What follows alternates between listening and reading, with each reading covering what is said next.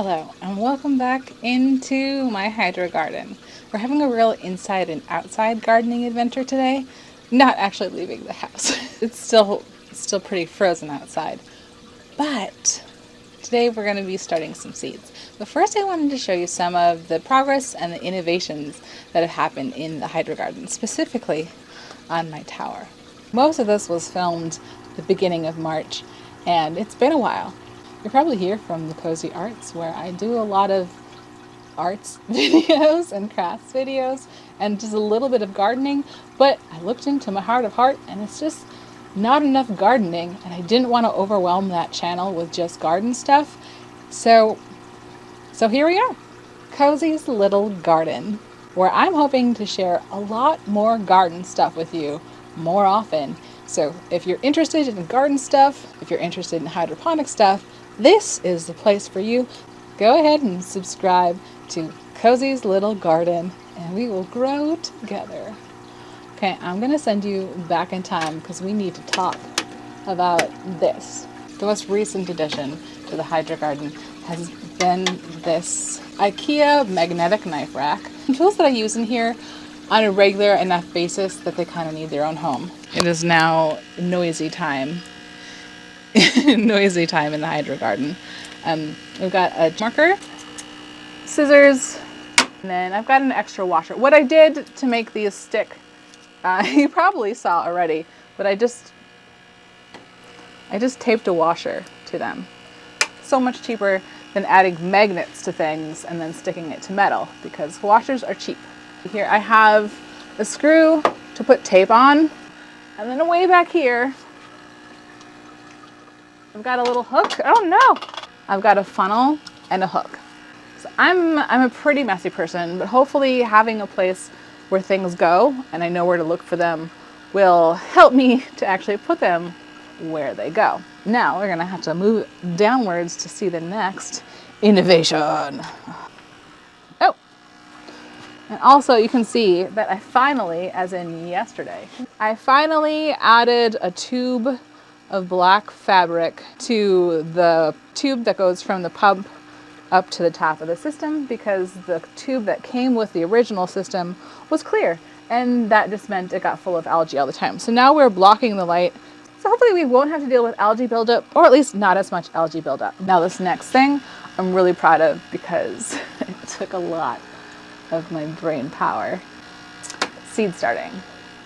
Years ago, before I moved my growing space into here, I had a little collapsible shelf where I did my seed starting in the other space. I even painted the wall blue. I had a little tripod set up. I tried to make it nice for filming seed starting. It wasn't, but I tried. But then once I moved my setup in here, like that's so far away. I have to move away from the water source and away from the plants, and it was just silly. So then I was doing my seed starting like at the utility sink, but it's so gross. I don't even want to show it to you now. It's gross, it's unpleasant, like it's not good to be in, let alone film in. So like it's a silly thing to want to have a space to look nice on camera, or at least nicer on camera, but it's part of the process. And it's also, I want it to be nice for me. I think that seed starting is such a beautiful way for a gardener to reconnect with their garden after the winter time, to reawaken that part of themselves. I don't remember who it was. I was watching someone's video the other day and they talked about being, it was House of Ted, and Emma was talking about being afraid of the allotment, being afraid of going in there, which I think that her reasons for doing that are different than mine, but I definitely get to a point in my summer where I get afraid of going into my garden because I let it go. It got away from me and I'm too afraid to restart. So springtime is the time when we say, no, we're restarting. This is something we love. This is something that we need to do. We're going to refocus, and seed starting time it's sacred. It's the sacred garden time. Like ideally this space here, it's a little crowded, but it's close to where the plants need to be. It's close to the water. The water is just on the other side of this fake wall. It's got lots of light, so good for filming. And one thing that I've been trying to do just for my own mental health is I put a chair in my growing space, and I try to every day come in here and spend like a half an hour just sitting in here under the grow lights, because winter is hard and I need even fake sun. Fake sunshine is better than no sunshine. So this is kind of my alternative to using a sad lamp, just spending more time in my growing space. So I want to be in here more. I want to start my seeds in here, but I don't know if you can tell, like it's not big. It's not big, and we got this one cozy wide and 2 cozies long. So it's a small space, and I can't have things taking up, like the chair is going to get kicked out of here eventually, because I can't have things taking up space, because it's precious. It's very precious space. So I thought about my collapsible shelf.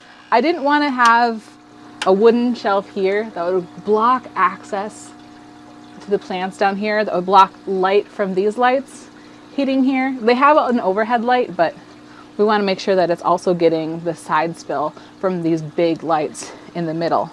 So I thought about building just a wire shelf that would allow the light to go through, but that doesn't solve the access problem.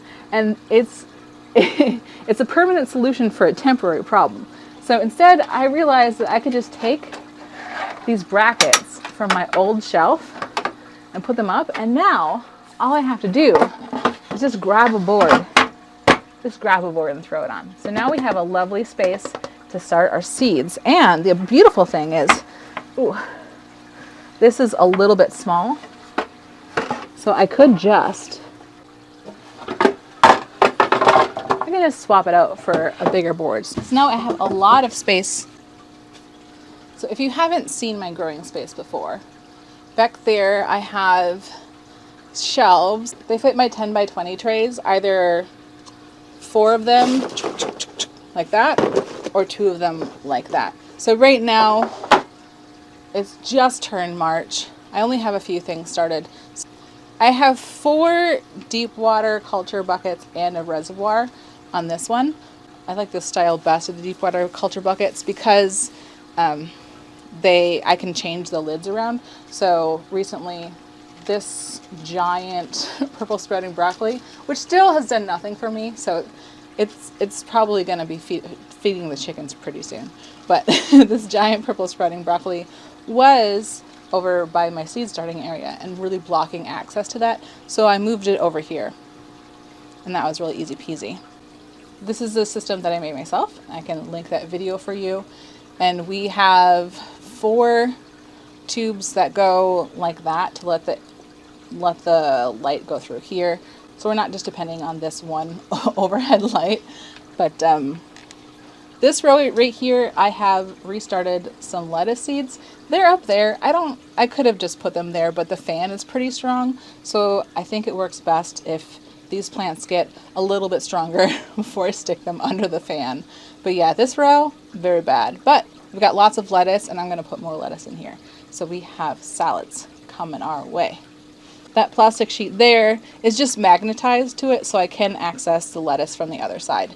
It's just that we have like a little bathroom on the other side, and it's a basement bathroom, so it's not fully sealed. So we'll try to keep all of the bathroom germs by having plastic sheeting blocking off this whole area here. And then way down here, I've got 4 deep water culture buckets and then the reservoir for this system. And I got this style because they didn't have the style that I liked. And this one brings water up to the surface, but I turned that off because it's noisy and messy and didn't really seem helpful to the plants. But I don't like this system as much because I don't have the flexibility where I can just move things around. See, if this was the same system, I would have put that big broccoli plant right here. Yeah, this is my system. I think I need to go through and add more trellises for these peppers because they're getting big and heavy. But otherwise it's going well. I haven't actually used this setup yet, so we're doing it for the first time together. It's feeling a little bit high, so we might end up moving it down. We'll see. This year I decided to try this bigger size, which I got a little excited, and I started some zinnias and some peppers and tomatoes, I think a week or two ago, in these big ones. Turns out the problem with using the big ones is if you fill the 1020s, then the domes don't fit on top. And also these are really big. So I think what I need to do moving forward is I need to start in these little guys, and then things that needed to be potted up, I pot up into these big guys. Now, where I live, it's too soon. It's too soon to start tomatoes and peppers. And there's lots of videos that tell you to not start your tomatoes and your peppers yet. And I'm going to tell you, don't start your tomatoes and your peppers yet. Unless you have enough space to be able to care for them. Unless you're willing to bring them in and out during that awkward season when it's warm enough during the day, but not warm enough at night, and they are really bulky and unwieldy and a pain in the butt.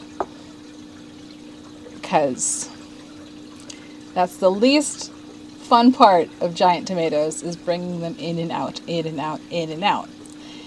But for me, I have to start them early, because not only do I live in a place where it's cold and we don't have a very long season, but my growing space is, if it's full sun, it's barely full sun. I don't have any place on my property that gets enough light for tomatoes to be happy. Because, I'm growing in small city garden, and we have the neighbor's tree shading us out in the front yard, which we can't do anything about. And we've got a really big, 60-year-old ash tree and shading out the backyard, which I suppose technically I could cut it down so we have more sunlight for growing. But then we don't have any shade in the backyard. And, eventually the emerald ash borer is going to kill it. So we're going to just take the time that we have with the tree, however many years that inoculating it gives us. And we're going to love having a big shady backyard, because the chickens love living under the tree. I think it keeps them healthier and safer having that giant tree overhead. So someday I will have more sun, or we will move to a place with more sun. But for now, I start my tomatoes and my peppers really early, because if I start them when I'm supposed to start them, one year I got one tomato in September. That was my first and only tomato that year. So here I start them very early. So when I put them into the ground, they are huge. They're at least 2 feet tall, which is a pain, but it does mean that we get tomatoes early, like maybe July. We have tomatoes. So I can fit 1, 2, 3, 4, 5, 6, 12. I can fit 12 of these little 6-bys in here. That might actually be enough to start everything that I want to start, because I have a small garden. So as much as I can give away a lot of tomatoes and stuff, it's better to not start a huge amount of things and then be overwhelmed. All right. The other thing that I did to make keeping up with this space a little easier, I got a hose. Because this is in the basement laundry area, we're close to the utility sink, and the utility sink can accommodate hose fittings. So I have a Y-splitter on the utility sink, so I always have a hose hooked up. And that way I don't have to be lugging around the watering cans, which is so much nicer on my back. You throw your back out a few times And then you realize you got to figure out a better way. And the better way is a hose. So I can use this for bottom watering, and I can use it to fill up all the 5-gallon buckets that we use for deep water culture. I can also use it just to moisten up the tops when I first get this set up. In the beginning, I think it is necessary to get this wet because it helps it to continue soaking the water up.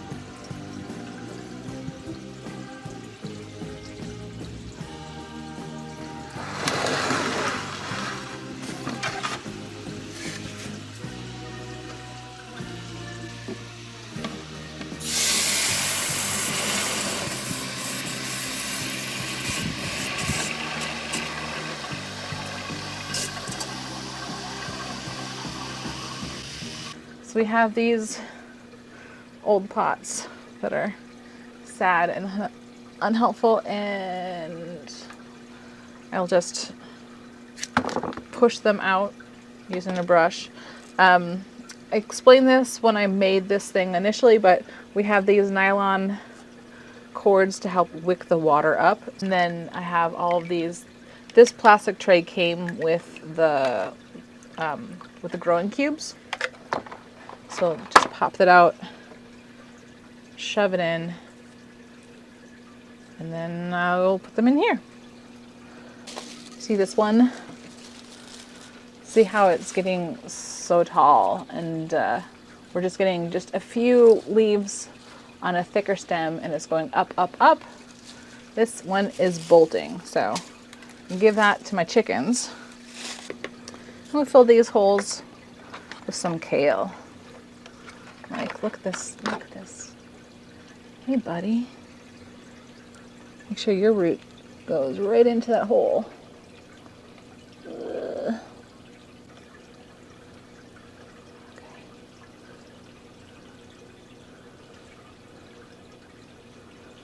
Ooh. Look at how beautiful.